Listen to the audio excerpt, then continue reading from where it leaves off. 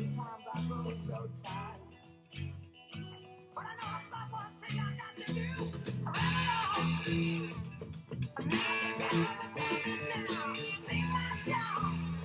I'm going round the world and I find my girl on my way.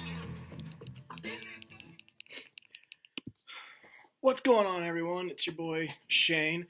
Thanks for tuning in to another installment of the Rambling Men Sports Podcast. Like I said yesterday, James and I had conflicting schedules this week, and he wasn't able to be a part of our Keeping It Short segment yesterday or today's show. He tried desperately to be here, I promise you that, but I told him, like I said, he couldn't be here. There was no way he was going to be able to prepare for a show and a segment yesterday in time, and I just told him not to worry about it. I would just do it by myself and give him a couple days off. He will be back next week, though. I am a little disappointed that he's not here because this is a jam-packed show. A lot of breaking news happened this week. Plenty of topics to discuss. Let's go ahead and dive right in with our first topic, which is in the NFL. So, NFL coaching carousel. Josh McDaniels, New England offensive coordinator, turns down the Indianapolis head coaching job. I think everyone, including myself, thought that this was a surprising decision by McDaniels. I think everyone thought maybe McDaniels was spooked of something in Indianapolis, whether that's him, finally realizing Jim Irsay is a whack job, Andrew Luck's shoulder is worse than we thought, or maybe he just got cold feet and didn't want to take over a franchise that has one of the worst overall rosters in the NFL. Now that I've had 24 hours or so to process this, probably closer to 48 hours now, I don't think that's the case. I really think this has to do more with New England than it does Indianapolis, and I'll give 3 reasons why. Number 1, I think Bill Belichick is gearing up for one last championship run. Before Super Bowl 52, I was honestly 50-50 on whether or not Belichick was going to hang it up if New England won that game and got a 6th ring since 2000, or a 6th championship since 2001. However, now that the Patriots lost, there wasn't a single part of me that thought Belichick was going to hang it up on that note. He's too much of a competitor. I was going to be shocked if he did retire after that game, but it looks like he's coming back. It was reported earlier that the Patriots are expecting him to come back. I think Robert Kraft really put on the full court press to keep McDaniels, to try to at least get one more Super Bowl before Belichick rides off into the sunset. My second point is I think this pretty much means McDaniels is going to take over in New England when Belichick is gone. Like I said, I think the writing is pretty much on the wall that Belichick has retirement on the brain. I'm not saying it's going to happen next year in 2019, but I think it's easily within 2, maybe 3 years, but definitely 2 years. And I think I'm struggling to see why McDaniels would turn down a head coaching job like Indianapolis with one of the better quarterbacks in the NFL, a franchise in a fairly weak division, but it's getting better. To stay as an offensive coordinator in New England, he must have knowledge, in my opinion, that Belichick is about done and he's going to take over for him when the time comes. That's just my opinion. I have no inside sources. That's just the vibe, I should say, that I'm getting. My third point is that I think Tom Brady must have said that if McDaniels is gone and Belichick isn't retiring, then I'm out of New England. I don't think it's any secret that Brady and Belichick haven't been the best of friends since 2001.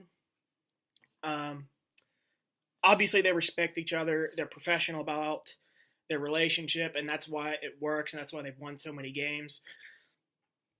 There's rarely ever dysfunction in that organization, despite those guys not seeing eye to eye all the time.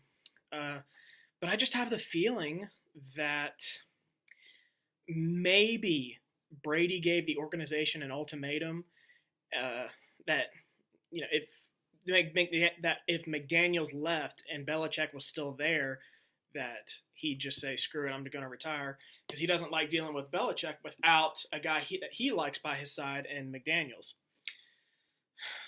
But maybe Brady just wanted McDaniels to be the guy who takes over when Belichick leaves, because McDaniels is his guy. They've done great things together. Brady's put up great numbers with McDaniels as his offensive coordinator. So when Belichick is gone, I think that pretty much cements McDaniels to be the guy because it pleases Tom Brady. He wants to play another 5 years. And I think that means McDaniels is going to be the next head coach of the New England Patriots.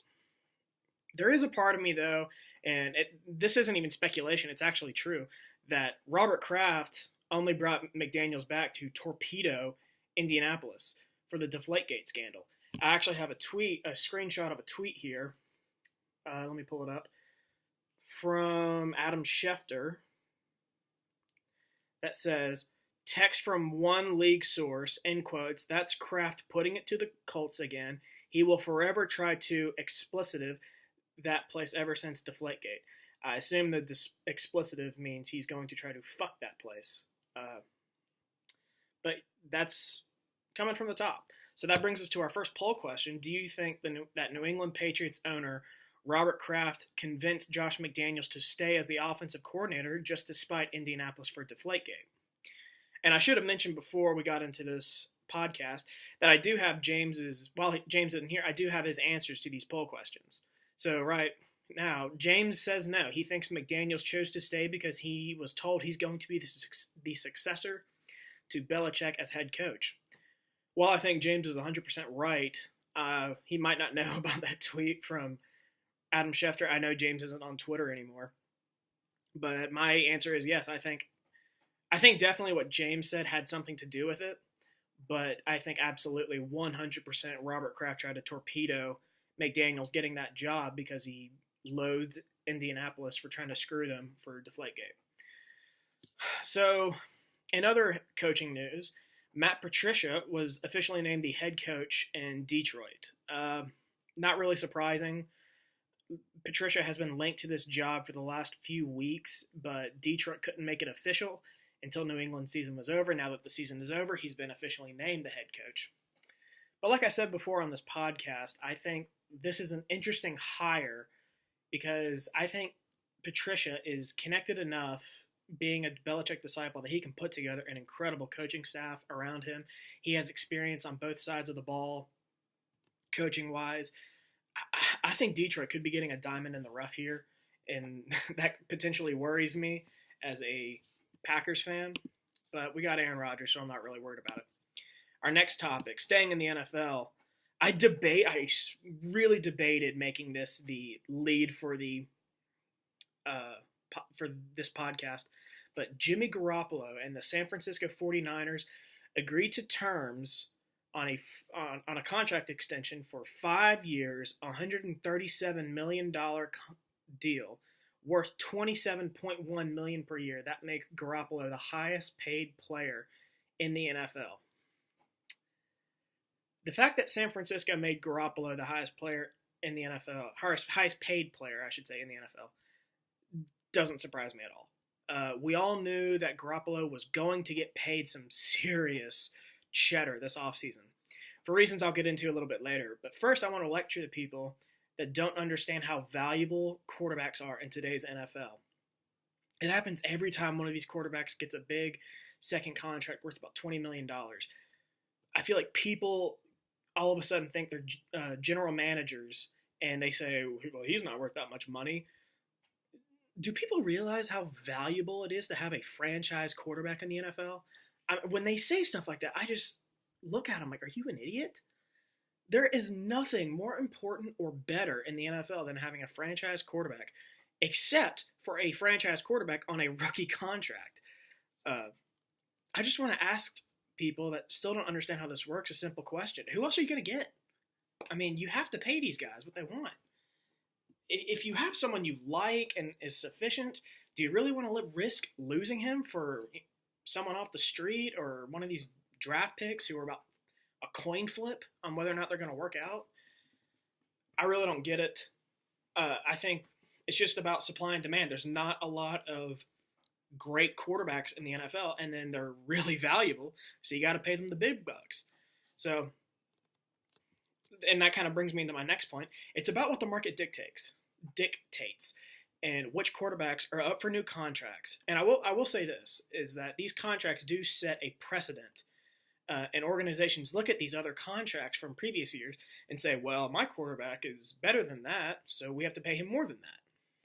Or my quarterback isn't as good as that, so we have to pay him less.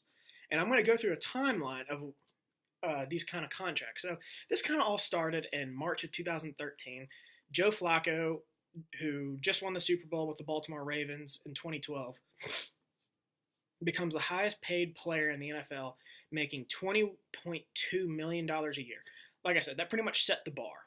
And he held that for a few weeks until in April 2013, Matt Ryan then became the highest paid player in the NFL, making $20.75 million per year.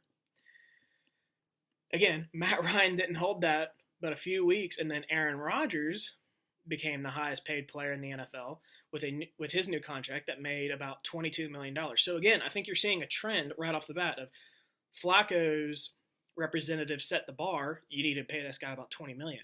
Or the Ravens said that. We really want to take care of you. We want to pay you about $20 million. And then Matt Ryan's camp was like, well, Matt Ryan's a better quarterback than Joe Flacco. He needs to make more than that. So the Falcons offered him a little bit more. Then Aaron Rodgers comes along. And the Packers look at that. Aaron Rodgers' camp looks at that and says, well, Aaron Rodgers is better than both of them. We need to give him a little bit more. So that's kind of my point. And then I'm going to keep going on. In August of 2014, Andy Dalton gets an extension worth $16 million a year. Then, in the same month, August 2014, Alex Smith gets an extension worth $17 million a year. And then a few months later, in May of 2015, Ryan Tannehill gets a contract extension worth $15.8 million a year. So, like I said, we're seeing this trend again, except in a different area, I guess you could say. So we already established Aaron Rodgers is the highest paid player in the NFL. So when it became Andy Dalton's time to get a new contract, Cincinnati looked at that and said, well, Andy Dalton, we like you, we want to keep you, but you're not worth that. So we're going to give you about $16 million. That's a fair offer. Then Alex Smith comes along, gets a new contract, same thing. Well, Alex Smith, you're better than Andy Dalton, but you're not better than Aaron Rodgers. We're going to give you $17 million a year. Ryan Tannehill comes along. Miami looks at that and says, well, we don't really know. You're definitely not better than Aaron Rodgers. You're probably about the same, a little bit less than Andy Dalton, definitely less than Alex Smith. So they gave him $15.8 million. So again, we're seeing this trend. I'm going to keep going.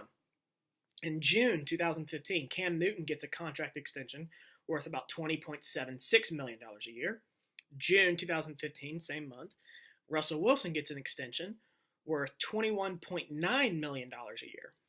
So we're seeing this again, but back the other way. Cam Newton, he's better than Andy Dalton, Alex Smith, and Ryan Tannehill, and even Joe Flacco. Carolina said, well, we're going to give you about the same money as Matt Ryan. A little bit more, which I'm not sure why. Maybe they just wanted to take care of him.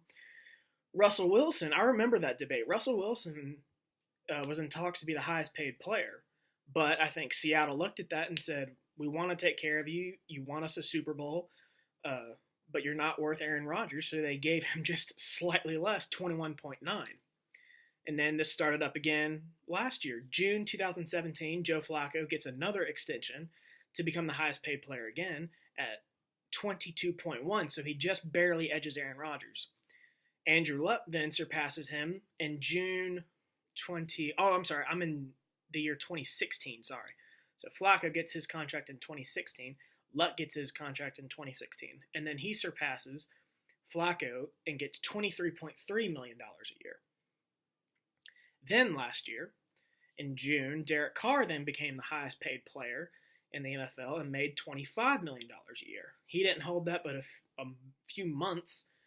And then in August 2017, Matt Stafford then became the highest paid player in the NFL with $27 million a year.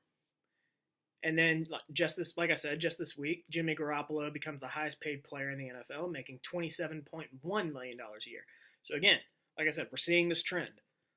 And except it's not going down, it's going up again. So Flacco gets an extension. Baltimore says, well, we want to take care of you. You won us a Super Bowl a few years ago. We're going to give you a little bit more. And they did. Andrew Luck comes up for a new contract. Indianapolis says, well, you're definitely better than Joe Flacco. Sorry, we think you're better than Aaron Rodgers, so we're going to give you a little bit more. Derek Carr gets a new deal. I think Oakland looks at it and says, well, you're healthier than Andrew Luck. When you're healthy, or when you're healthy, you're pretty damn good, and you're definitely healthier than Andrew Luck, and we want to take care of you, so let's go ahead and give you a couple more million than Andrew Luck to become the highest paid player. Then Matt Stafford comes along, and I don't know, I really don't understand this. I think Detroit really just wanted to give him what he's earned. He's been there a long time. I think Detroit just wanted to take care of him, so they gave him $22 extra million from 25 up to 27 million. And then Jimmy Garoppolo, I think the San Francisco 49ers looked at that and said, well, you're definitely better than Matt Stafford, so we're going to give you a little bit more than that. So again, we're seeing this trend that these contracts at least make a precedent or set a precedent. And I think these contracts happen, like I said, when I was going through that timeline of organizations mostly just wanting to take care of their guys. They don't want these quarterbacks to get slighted and want to leave. That's why we don't see these quarterbacks hit the open market. They know their organization is going to pay up, with the exception being obviously Kirk Cousins. But like I said, I feel like the case with Flacco, Carr, even Stafford, I think that was just the organization saying, you've done great things here. Thank you for your effort. We're going to take care of you in a big way. But I really think that's all there is to it. Some of this is just better quarterbacks getting better money, and those contracts are setting a precedent. So I'm going to get into now why I'm going to talk more about San Francisco and Garoppolo. So I think what caused the 49ers to pay Garoppolo that much money was because their hands were tied, quite figuratively, I should say. He was about to hit the open market. They had just traded for him, so they didn't have very much time to, one, see what he can do, and then offer him money. And the 49ers had a choice of either giving him a decent amount or a lot, or I should say, I should go back, a decent amount and risk losing him, or a lot and ensuring that he stays. Because if you're getting offered to be the highest paid quarterback in the NFL, chances are you're going to stay with them and take the money. So, in that case, if that's the case, which I think it is the case, I have no problem with Jimmy Garoppolo getting paid that much money. Like I said, the demand is high for quarterbacks, and he's definitely, I think, a top 10 quarterback in this league. He's only beginning to scratch the surface. I think we're gonna see great things from him with Kyle Shanahan in San Francisco, but I really don't think he's gonna hold on to the title of highest paid player in the NFL very long because, one, Kirk Cousins is probably going to be a free agent this offseason. He's going to make some serious coin. Aaron Rodgers and Matt Ryan are up for new contracts eventually. They're going to get big money. And then the young guys like Jameis Winston, Marcus Mariota, Jared Goff, Carson Wentz, even Dak Prescott are coming on to their last years of their rookie deal, which don't pay a whole lot. And then they're going to get their second contract. And definitely I think Goff and Wentz will get big deals. Winston and Mariota probably won't. They'll be in that 16 to 22-ish $1 million a year.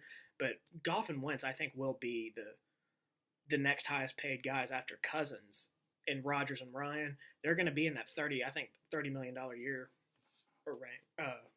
area. So this leads us to a poll question, and that's, should Jimmy Garoppolo be the highest paid player in the NFL? And I have James's answer. He says no. To some extent, I don't disagree with him. If you look from a talent standpoint, I don't think he should be. I would definitely take about 9 other quarterbacks before I get to Jimmy Garoppolo. Who I'd want on my team. But in the right context, though, I think he does, going by that precedent I set. I think the 49ers looked at that, and they said, well, we really want to keep this guy. We want to pay him a lot of money so we don't leave. Who's the highest paid player in the NFL? And someone said, well, Matt Stafford. And they said, how much money does he make? $27 million. Okay, we're going to offer him 27.1 so that he's happy with us. We took care of him. He's going to stay with us for however long. So by that logic, he should be paid more than Matt Stafford because I do think he's better than him. So we're going to get away from the NFL for a little bit. There were some other headlines I'm going to get into, but there are bigger headlines in other sports that I'm going to get to first. This next topic is in the NBA. trade deadline just happened, and probably my biggest takeaway from that was the Cleveland Cavaliers deciding to just clean house. That doesn't mean that they traded away people for assets, though. They cleaned house of people and acquired more players. So the first trade, Isaiah Thomas for the Cavs traded Isaiah Thomas, Channing Frye, and a 2018 first-round pick to the Los Angeles Lakers for Jordan Clarkson and Larry Nance. In a different trade, Cleveland acquired Rodney Hood from Utah and George Hill from Sacramento. Cleveland then sent Jay Crowder and Derrick Rose to Utah and Iman Shumpert to Sacramento. Then in a third trade, Cleveland sent Dwayne Wade to Miami in exchange for a 2020 second-round pick, which was acquired. I'm sorry, it wasn't acquired. It was acquired by Miami, but then Cleveland traded that pick to Sacramento in that second trade that I mentioned. When they traded Iman Shumpert to Sacramento, they also sent that second-round pick they got from Miami. So those were the three big trades, and that leads us to a poll question. Which player that Cleveland acquired before the NBA trade deadline do you think will make the biggest impact the rest of the season? Jordan Clarkson, George Hill, Rodney Hood, or Larry Nance? James here says Jordan Clarkson because he's a great shooter, which is what the Cavs need. I couldn't agree more. Clarkson is, I'm going to get into this a little bit later, but Clarkson's very underrated, and I think he's going to help out the Cavaliers a lot. So my takeaway from this is that I remember I went to bed last night, and I remember reading a bunch of headlines that said Cleveland was squandering the NBA trade deadline. And I remember getting an alert that said, looks like the Cavs are going to be quiet tomorrow.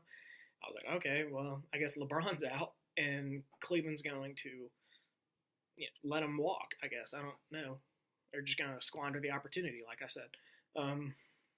Then I went to my barber the next day, yesterday that is, and I'm driving home afterward, and then I got an alert on my phone that said Cleveland had traded Thomas Frye and a draft pick for Clarkson and Nance from the Lakers.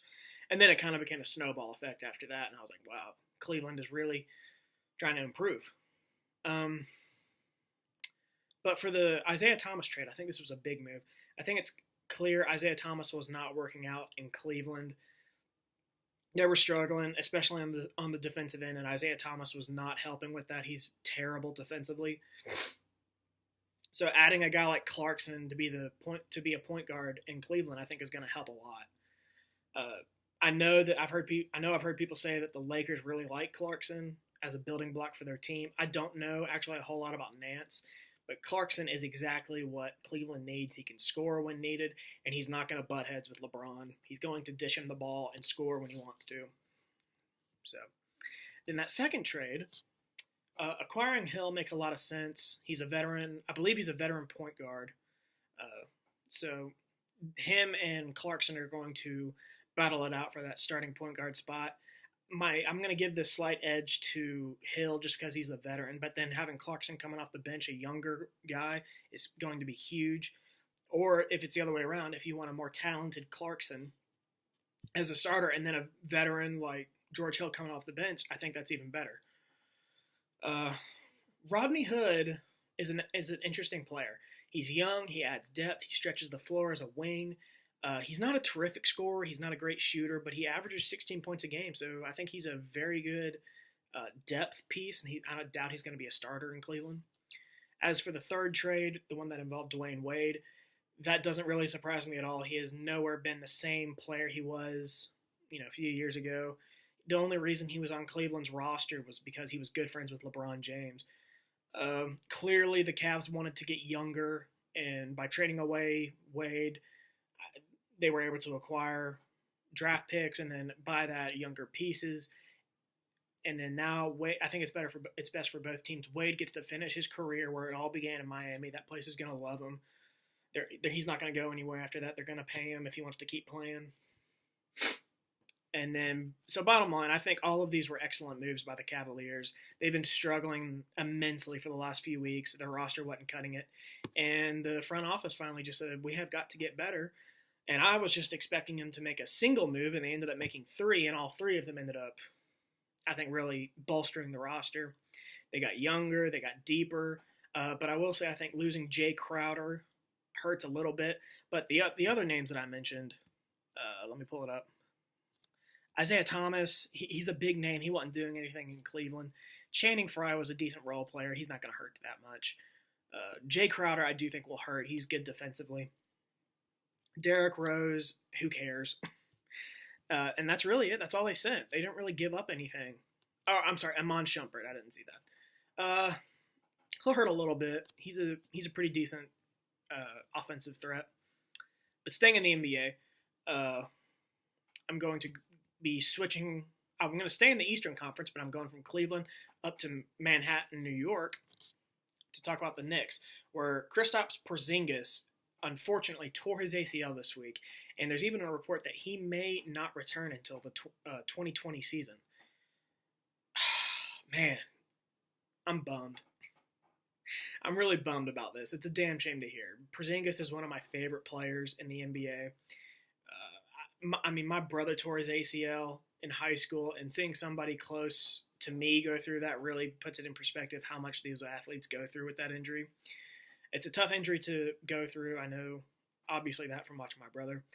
And then it sucks to hear that Porzingis might even miss a year and a half with this injury, although I doubt that's the case. With advances in modern medicine, people can come back from this injury within 5 or 6 months. That happened with my brother. He tore his ACL in May, and I think he was cleared to play in October for football.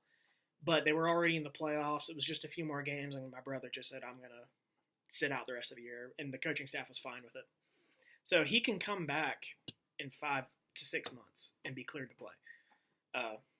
But it just stinks to hear, like I said. The Knicks organization and fan base was desperate for a player like him, and he showed up, he's been terrific, and then he gets hurt. It's just unfortunate. And I really think that's going to affect his second contract, where he can make some serious money, because I believe he's going to be a free agent next year, and this injury might hurt him from getting paid. So, all right. So college football. National Signing Day was this week. Not a ton of news, I should say. The early signing day was back in December. So there wasn't, like I said, there wasn't a ton of news on Wednesday, but there were several highly rated recruits that made their decisions. Here are some of the top storylines, and all of these team rankings and prospect rankings are according to Rivals.com, which is a great recruiting site. But I think the top story overall is that Georgia got the number 1 recruiting class, which dethrones Alabama. Alabama had a 7-year run of being the top recruiting class in the country, and Georgia dethroned them. Alabama finished the year at number 7. Unprecedented. I've never seen Alabama finish that low. As long as Nick Saban has been there, I'm not sure I've seen Alabama outside the top 5, and they were number 7. But needless to say, this is huge for Georgia. Alabama has dominated recruiting. I remember Wednesday morning I woke up earlier in the morning, and I checked my phone, and Alabama had a few big-time commits that were alerted on my phone. So I was like, okay, Alabama's going to dominate again. And then I went back to sleep, woke up again, and then I got Georgia got this, Georgia got this, Georgia got this. And then I was like, oh, wow, Georgia's catching up with them. And then later on in the day, it said Georgia flipped 2 of Alabama's commits. I was like, oh, shoot, they mean business. So I think it's safe to say Georgia's not going anywhere. They're going to be really good for a long time. And that's not to say Alabama's going to be bad. But I think that's somewhat because I think their recruiting class was number 7. They only signed 19 players, and I think that's because they are really young. So that might have something to do with it. They probably didn't have a lot of room, but moving on. Then the top 10 recruiting classes in the country consisted of number 1, Georgia, obviously, and then number 2 was Ohio State, number 3, USC. That's pretty surprising if you ask me. I didn't expect USC to be that high, and I think they only had 17 recruits, so they were getting top guys. Number 4 is Texas, number 5, Penn State, number 6, Miami, number 7, Alabama, and then tied for number 8 was Clemson and Oklahoma, and then number 10 was Florida State. A lot of these guys are just usual suspects. This is usually what the top 10 is every year. Maybe every now and then I'm trying to think of a team name off the top of my head. LSU, Tennessee, somebody like that sneaks into the top. Michigan, too. sneaks into the top 10, but that didn't happen this year. The number one player in the country was quarterback Trevor Lawrence. He actually signed with Clemson back in December for the early signing day. So the top ranked player that signed Wednesday was actually the number 8 player in the country, I believe, and that was cornerback Patrick Surtain, who did sign with Alabama. And then lastly, my Mountaineers came in at number 32 on Rivals for their recruiting class. They were ranked in the top 25 for a while. I'm mentioning this more just for me, not so much for our listeners. Not terrible. If you have a top 40 recruiting class, that's usually considered pretty good. And WVU came at number 32, got some big time recruits. Had a top 25, couldn't close on some guys we were in the running for, but not bad. I'll take that. And then so now we're going to circle back to the NFL, like I said we would do. I'm going to talk about the 2018 Pro Football Hall of Fame class that was announced last weekend before the Super Bowl. This class includes a lot of big-time players: Brian Dawkins, Ray Lewis. It's actually unfortunate we don't have James here because he's obviously huge Philadelphia Eagles fan. We've been over that. He's a huge fan of Brian Dawkins. Just a shame he's not here to talk about it. Ray Lewis, Randy Moss, Terrell Owens, Brian Urlacher. And then got the senior finalist, Robert Brazile, I still don't know. Jerry Kramer got in, and then the contributor, Bobby Beathard, got in. If I'm being totally honest, this Pro Football Hall of Fame class surprised the hell out of me. I said it last week. Obviously, the two no-brainers in this class, in my opinion, were Brian Dawkins and Ray Lewis. But I said it in last week's show that the Hall of Fame voters don't really give wide receivers a ton of credit. And the fact 2 of them got in, and the fact Moss got in on his first year on the ballot was even more surprising, in my opinion. Including Moss, there's only been 6 wide receivers in Pro Football Hall of Fame history to be inducted into the Hall of Fame their first year on the ballot. So that's why it was surprising that both Moss and Owens got in. Both are absolutely deserving, don't get me wrong. I was just a little bit surprised. I didn't expect 2 wide receivers to get in. I thought for sure one would. But I think even the bigger surprise was that Brian Urlacher got in his first year on the ballot. Again, I think he's definitely first ballot worthy. I was just a little bit surprised because I just felt like he would have to wait. There were other names that had been on the ballot for a while, but clearly the voters didn't see it that way. And then that being said, the Pro Football Hall of Fame voters have got, I would say, Hall of Fame classes wrong plenty of times before, but I'm happy to say that I think they got it right this year.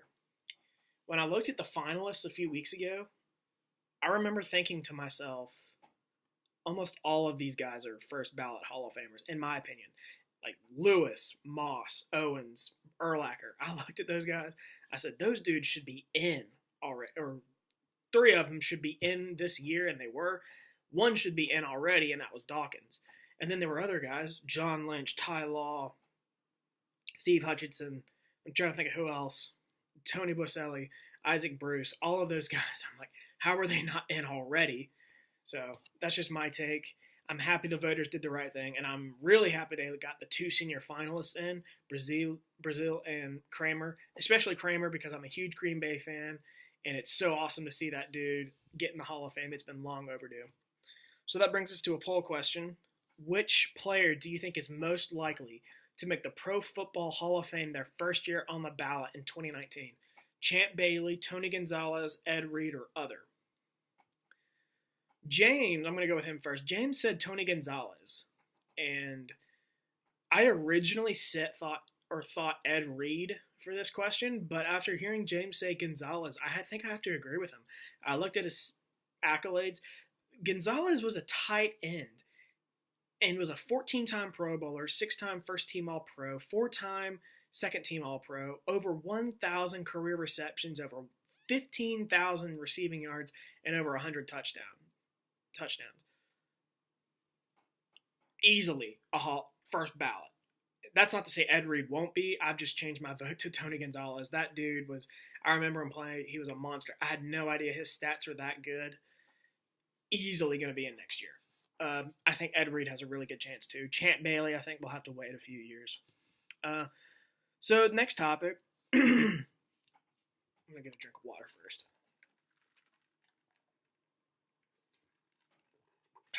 All right. So next topic. I don't know if it's obviously if anyone knows about this, but the 2018 Winter Olympics start this week, and am I looking forward to it? Are you looking forward to it? Is our question here. It would be better if James were on the other side of this debate, but I actually am looking forward to it, even though I don't care for the IOC. But I do enjoy the Olympics, summer and winter. I enjoy countries coming together and competing. I enjoy cheering the absolute hell out of the great U.S. of A. Cheering for them. I will certainly keep track of how well Americans perform over in South Korea. I will admit though that if it weren't for hockey and these X Games events, I don't think I'd care at all. Which brings us to a poll question. Which sport are you looking forward to watching the most in the 2018 Winter Olympics? Bobsled, hockey, skiing, or other? James says hockey. I'm inclined to agree with him. Even though the NHL players aren't playing this year, I'm not entirely sure why. I know it's a big issue, but I have to agree with James and say that hockey is the one I'm looking forward to the most. It's the most popular sport at the Winter Olympics. It's the one that draws viewers, and even I've become a huge fan of hockey over the last year. It's just unfortunate I'm not going to be able to see some of the American NHL guys like Brian Quick, Austin Matthews. I'm trying to think of other people. Those are the two off the top of my head. But I am looking forward to seeing how our non-NHL players fare over in South Korea. Last time, I don't know if it's the last time we didn't have NHL players, but this is just reminding me of the 1980 Miracle on Ice. And it's ironic because the Russians, with no NHL players, the Russians are actually the favorite to win the gold medal. So we'll see how it goes. Obviously, I'm cheering for the USA. So now we're going to get into pop culture. And a lot of stuff happened in pop culture this week. First off, we're going to go into the Star Wars universe, where the Solo movie trailer dropped during the Super Bowl. Which, for those that don't know, that's the anthology movie, Star Wars anthology movie revolving around Han Solo and his backstory. So, this was the Star Wars anthology movie that I have been looking forward to the most, honestly. Even though every fan loves the Jedi characters, if you go to Comic-Con, they're all dressed up as Jedi with lightsabers. But I think Han Solo is easily the best character in Star Wars. And if you asked around, I think most of the fans would agree that Han Solo is their favorite character. But as for the trailer that was revealed during the Super Bowl, it looked great. I saw the extended version this week. That looked even better. It has a great cast. Woody Harrelson, my girl, Emilia Clarke from Game of Thrones, Donald Glover, Paul Bettany, Tandy Newton, I'm not sure how her name's pronounced. And then the lead is obviously Alden Ehrenreich. He is the title character, Han Solo, but the younger version. Actually, not many people know about him. I actually saw him in the movie Hail Caesar a few years ago, and I think he'll be pretty good as Han Solo. He had the demeanor to be the wise guy. He's kind of funny. I think he'll do Harrison Ford proud and make a good Han Solo. But staying in the Star Wars universe, the franchise also announced this week that Game of Thrones showrunners David Benioff and D.B. Weiss will write and produce a new non-Skywalker Star Wars series. I'll tell you right now, nothing is going to go wrong with that decision. Benioff and Weiss have done a phenomenal job with bringing Westeros and A Song of Ice and Fire universe to life in the TV show of Game of Thrones. They're a great fit for the Star Wars franchise, in my opinion. I will definitely be following the details of this movie over the years. You know, who joins from a cast and crew standpoint, the release date, any kind of filming locations. I'm definitely interested to see or plot details. I'm interested to see what this will be about because I believe it's different. There's supposed to be in the works 2 different series or trilogies in the Star Wars universe that have nothing to do with the Skywalker trilogy, which is what we know of, which is the 1, 2, 3, 4, 5, 6, 7, 8, 9 Star Wars movies. But these are going to be completely different and not involve the Skywalker. So I'm interested to see how those work out. But going back to the Super Bowl, Westworld season 2 trailer aired during the Super Bowl. And I'll be honest, I'm a huge fan of the show. We've waited over a year for the show to come back. They've taken a year off to film and produce season 2. It's apparently going to be massive, and I'm really looking forward to it. The trailer looked great. I'm interested to see how it ends up working out after the way season 1 ended. But I think this is easily the show that will pick up Game of Thrones' mantle for HBO's best show when Thrones is up next year. I think it's easily going to be Westworld. Our last pop culture / entertainment topic was the Deadpool 2 movie trailer was also revealed this week. Guys, I love me some Deadpool. The original is one of my favorite superhero movies, and the new trailer looked awesome. I won't go as far as to say it looks better than the original, but I'll be honest, I don't see much of a drop-off. The cast is impressive. Ryan Reynolds, T.J. Miller, Brianna Hildebrand, Morena Baccarin, and Stefan Capich will all reprise their roles from the original. And then they add Josh Brolin to be what looks like the villain.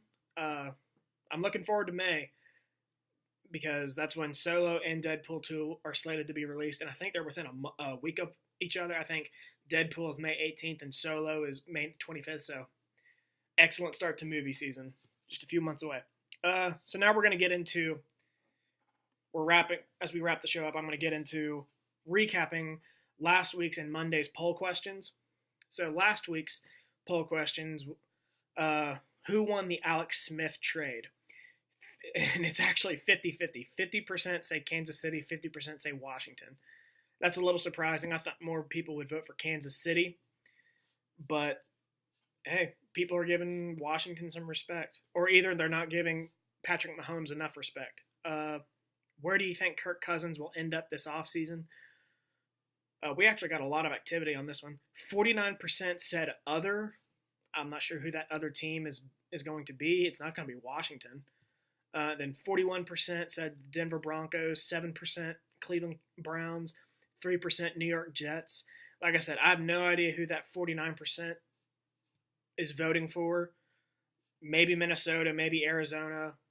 Maybe people were thinking Jacksonville, but Jacksonville already said they're keeping Bortles for 2018, and I doubt they're going to sign a free agent quarterback. Which player is most likely to be inducted into the Pro Football Hall of Fame their first year on the ballot this year?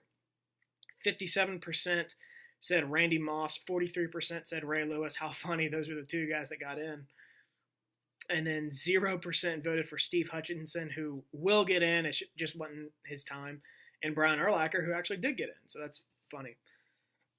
Who should win NFL MVP this season? 69% said Tom Brady, which is who won it. I think that was a no-brainer.